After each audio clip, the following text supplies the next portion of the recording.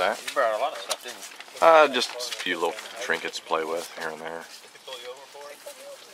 Well, as you guys can see, we've gotten back from our scout, and basically is what we've done is we've set up a fairly large poly tarp, you know, lean-to fashion, just to get us out of the wind and everything else. And we're going to use this as a place for everybody to come and kind of learn and you know, learn bow drill, hand drill, flint and steel, whatever it is that they're wanting to learn. This way it's out of the wind, makes it a little bit easier for them on their first try or second try or 30th try, you know, whatever. So I think it's really going to help a lot. And you know, Larry found some cottonwood when we were out scouting around, and so he's processing some wood right now. And Lee is in the background. He's wanting to learn, you know, a bow drill, so he's kind of soaking it up, kind of watching right now. So. And if you're not here, you're 15 minutes late. That's right. And my dog's going crazy in the background. Guys might also notice that Larry's using the stalking wolf. I have let him carry that around this weekend, let him get a feel for it and everything else. How's it working out for you so far, Larry? Doing all these notches and stuff, or doing this carving, is really what's going to let you decide whether a knife is going to work for you or not. And so far the handle is real comfortable. I've been doing a little bit of carving like this. I tried a little bit of feather sticking. It feather stick real nice. So just being able to hold it and actually use it is letting me determine whether this fits nice in my hand or makes my hand tired when I use it. There's nothing worse than buying a knife or having a knife that looks real cool and it should perform, but then you grab it and you use it for more than about 10 minutes and your hand is already cramping up. Yeah. It hurts. It's just unpleasant to work with. And so far this one is working real nice for me. It's got a nice, I'll probably butcher this this word, ergonomic handle. It's got a real nice ergonomic handle, and it's got a real nice blade heavy feel to it for me. I like bigger size knives, and so far this one's real nice. Yeah, that's the tricky part with big knives, is getting them to perform the smaller task stuff, you know, without wearing yourself out. Exactly. And sometimes with what I find anyway is that if I just go a little bit slower and just take my time, I mean, there's no rush, you're not in any massive hurry or anything, and just be real careful and go slow. These bigger knives will do everything that a smaller knife will. Yeah. If you just go slow and just take your time.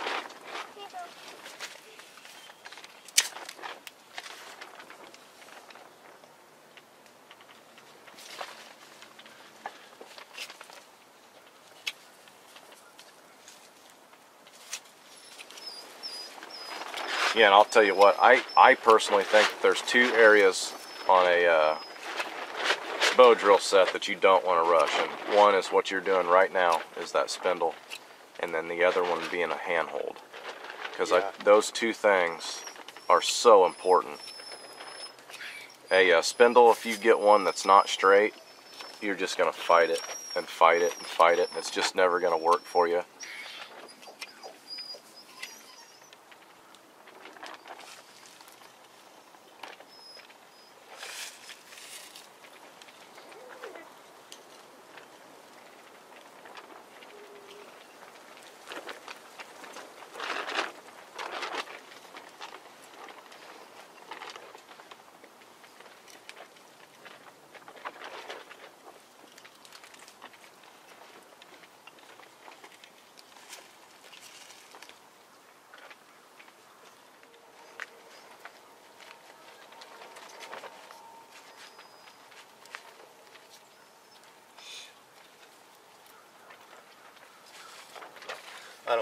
I don't get too carried away with getting this bow set up 100% right away. For me, I always have to readjust the string multiple times. You know, when I first get going, it's going to stretch or whatever. So I'll just put some half hitches in here because I know I'll be messing with this here in just a minute. I'll tell you what, when you first start off doing these things, you'll get aggravated and you'll try to get into a hurry and try to rush it and everything else, and you'll just be fighting yourself. If you find that you need to adjust your bowstring, take the time to do it. you find that you need to re-blunt your spindle or re-point the end that goes in your handhold or something like that, just take the time and do it, because trying to rush it, it won't help you at all. See, like right now, you know, he stretched it and he's going to go back and he's going to take the time to redo it, because he knows that it's so loose right now that it's just going to be slipping, you know. So, and might as well do it now, except for because when you start doing the process of trying to make the fire, you kind of get a little bit excited, and I know for me, I get a lot more frustrated when I'm actually in the process of doing it and it fails. yeah. As opposed to taking the time to set up.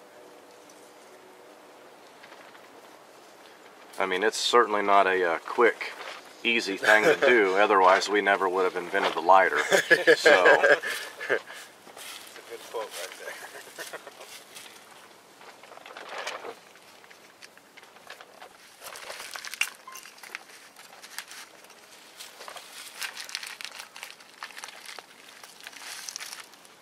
you know what?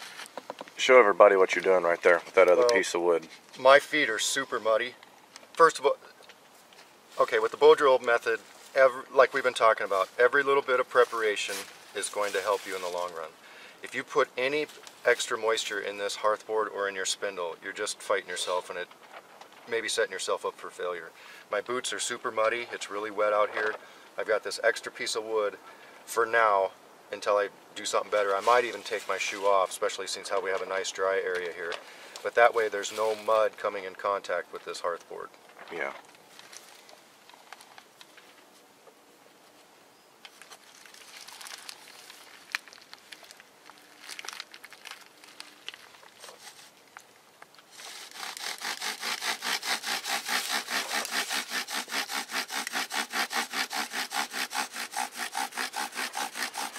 Spindle's riding really nice.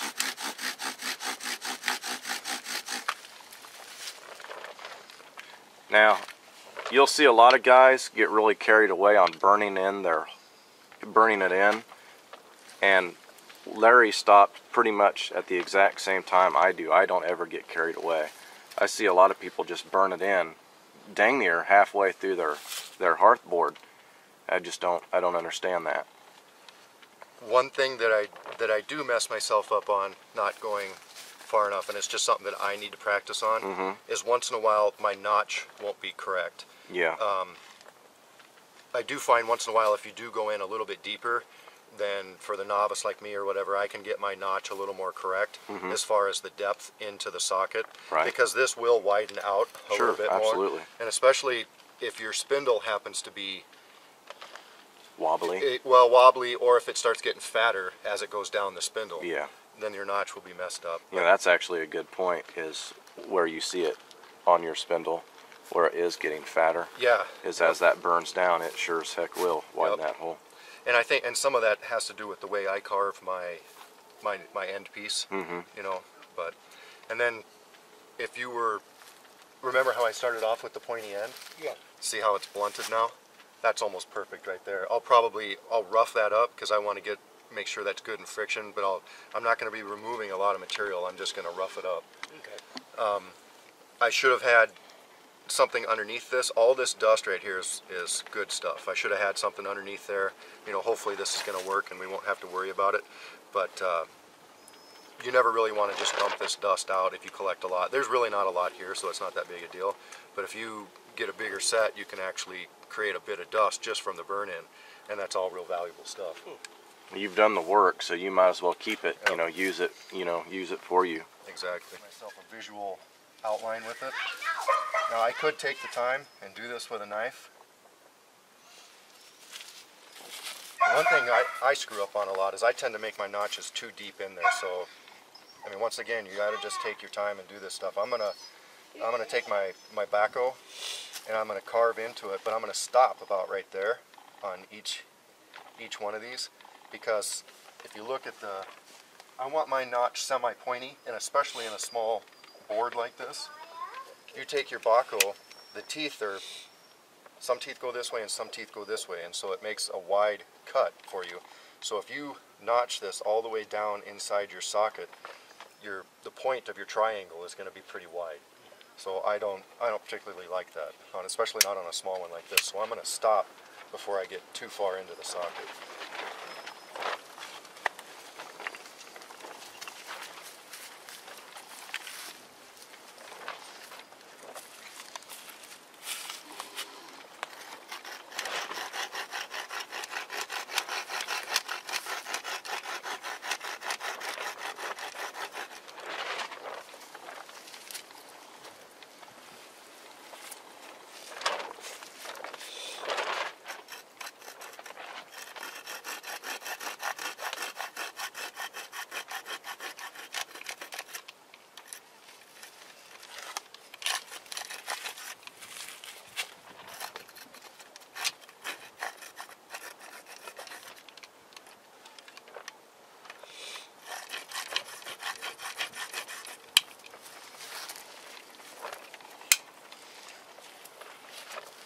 See how wide that made that? So I stopped it before then so I can kind of try to shape it now with my knife. One thing I like to do too, especially with, you know, I mean, I keep harping on it, but my thumb is pretty sore. But what I like to do is just kind of baton my knife in there a little bit. You can just be so much more precise if you're careful. Kind of baton it in there. Get yourself a start and stop spot for your carving. Okay, now Lee, what he's doing right now is literally one of the most important things you can do. Is he's notching the bottom out, kind of fluting it out, and that's just going to allow some oxygen to get in there to your dust to help, you know, turn that ember into a coal. Okay. Hopefully Justin will do a demonstration because his notches look like they were made with a Dremel tool. Mine suck. I think it's the camera that makes them look like that, buddy. I think mine look just about like what you're doing really? right there. Yeah. Gosh, every time I was like, how in the hell? Really? He's got a freaking machine shop in the back. Justin never goes in the woods. Yeah. No, I think they look just pretty much exactly what you got right there, man.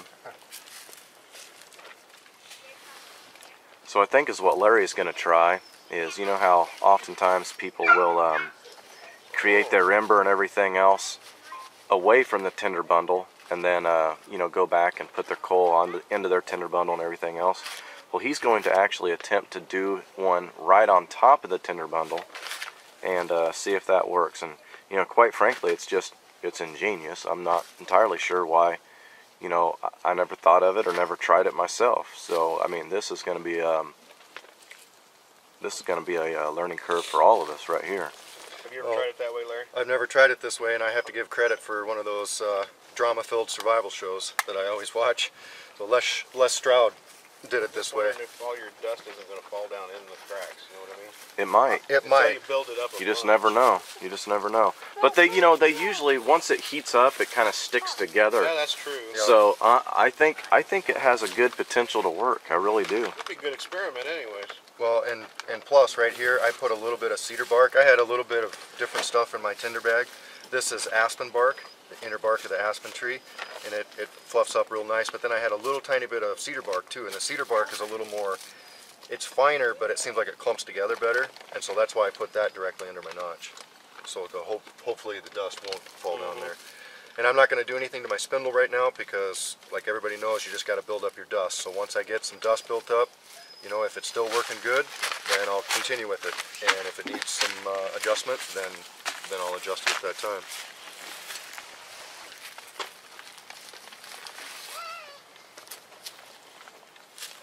I really like that antler handhold you're using too. I like it. This is my favorite. Tell you what, people, if you guys have never tried one of those, man, they work so well.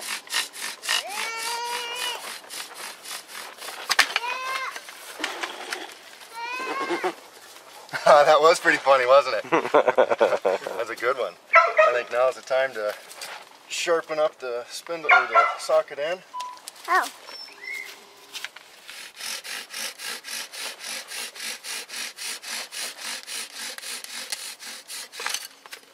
I can feel it start to bite in there. Mm-hmm. It's starting to do a good job, and for some reason it keeps popping out. So I think it's I have another divot on here. Mm-hmm. Heats up a little bit hotter. I think I'm going to use that one.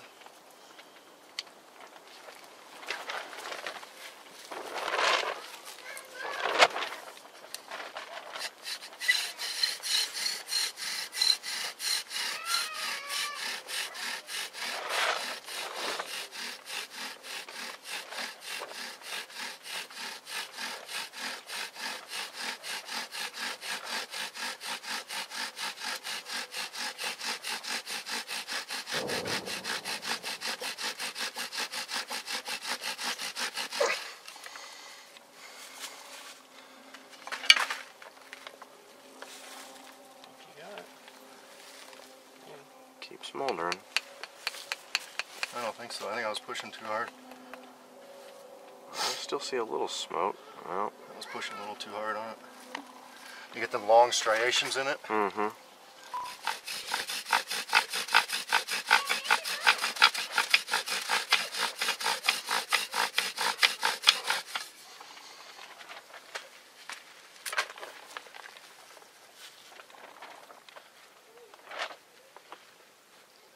Nope.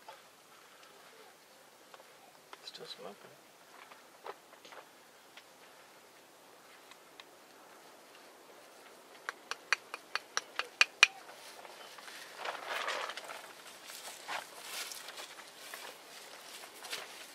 Is your ember appearing to be staying together that way? Some of it did drop down. I think I will try it just because I only got a couple more tries on this. But yeah, you see, that dust should be all in a big pile. Yeah. It's all just Right. everywhere. Kind of going out. Yeah, so I think I will try it on a piece of wood or something. Oh, there's my piece of wood. You had awesome form there, man. This way you were doing it. It looked like it was just real nice and smooth. Thanks. So now I'll trim up both ends here. Oh, look at that. Aha! Didn't even notice that when I started on it. Let's see if we can get this to focus here. What is it? A bug hole? There's about 3 splits in it. That right there is going to cause major problems.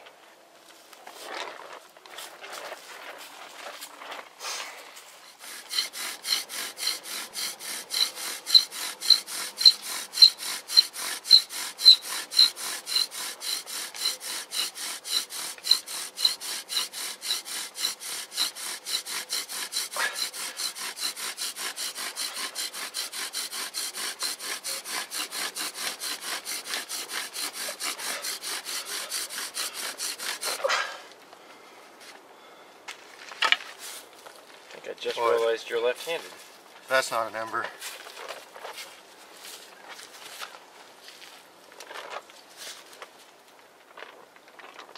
Or is that just the socket blowing that much? Holy smokes. That socket was smoking that much. It Really? wasn't even the dust, it was the socket. I've never seen one that smoked that much and never took if it was coming from the dust. And I blew that one out. Blew the bottom of that one out. I think I'll try on a piece of wood to collect my dust. See if that's the problem. Make a new one.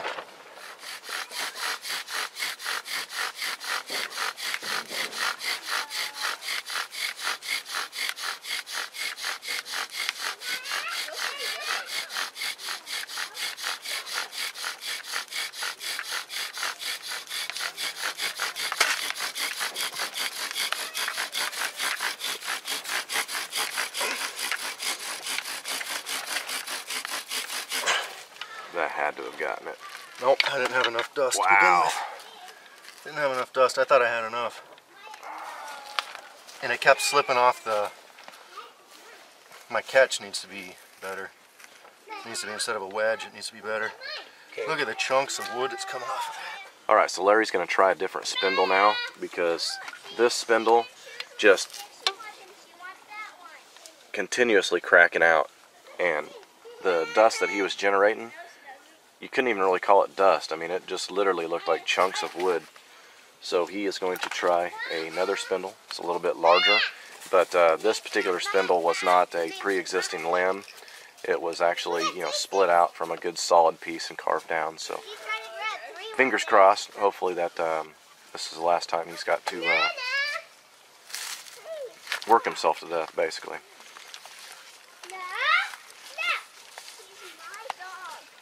We're hoping for the best here because this, like you were saying, Justin, this socket is way too small for this spindle.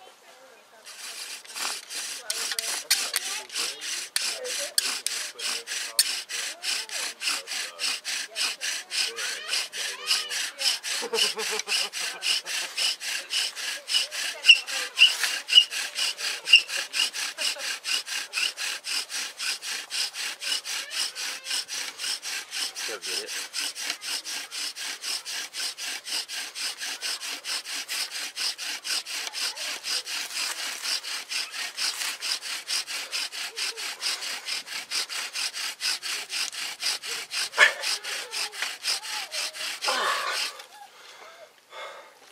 If that ain't a coal, I don't know what is.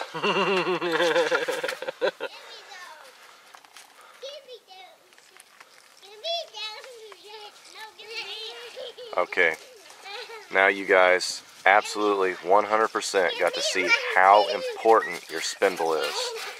That spindle that Larry was using, once he noticed that that thing was cracking out, he knew that it wasn't going to really work, but he stuck with it, you know, just to try it. But once he went to a spindle that wasn't cracking out, first try, got himself a coal.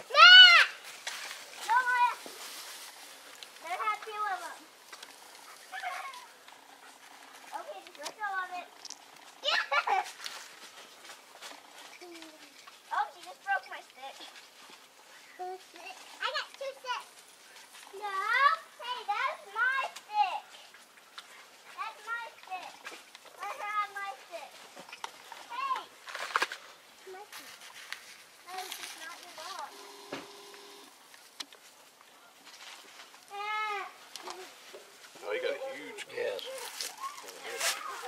See, once you get it to that point, you've got plenty of time and you don't have to rush it.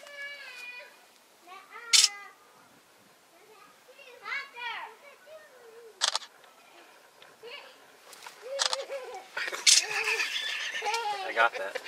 Photo bomb.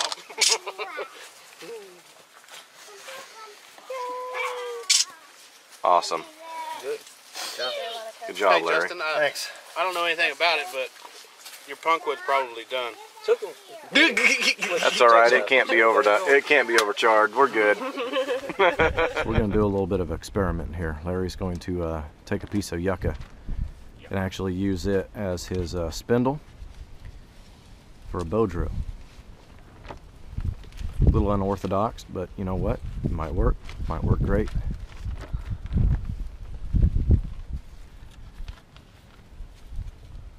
I'm going to make my string a little looser, less tension on it, because I'm worried that it's going You to... could double wrap it, couldn't you? I was thinking about That'll double keep wrapping it it. from polishing it up a bit. Yeah, Or slipping. I don't think it's going to slip with this bank line, to be honest with you. I think what it's going to do is cut grooves into it and cut it in half. Oh, okay. That's what I'm afraid of. Mhm. But maybe I'm wrong.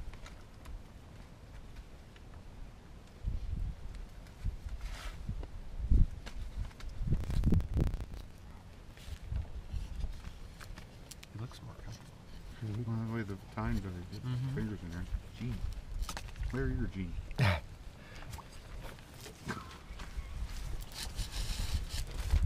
You didn't want it? No, I had a couple of them and I wanted to make it so I didn't have to Oh, put thanks. it back. Crap, believe it. Thank you.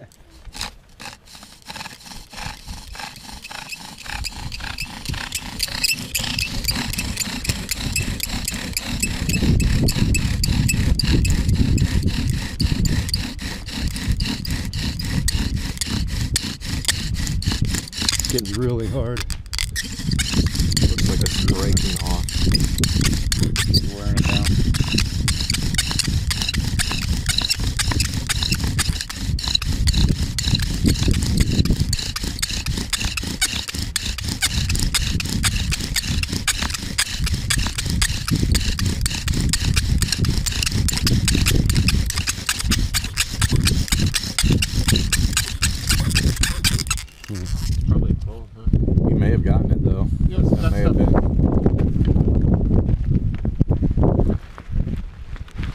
That's the orange.